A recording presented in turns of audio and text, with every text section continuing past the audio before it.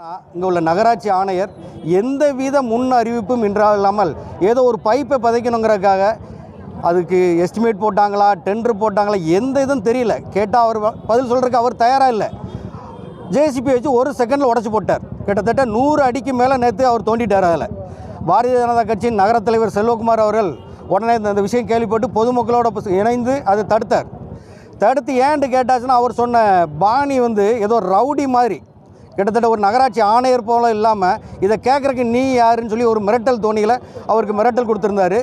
உடனே தம்பி நம்ம நகர தலைவர் கூட்டத்தின் அழைப்பின் ஏற்பாடு பாரதிய ஜனதா தொண்டர்கள் எல்லாரும் நேற்றுங்க வந்திருந்தாங்க.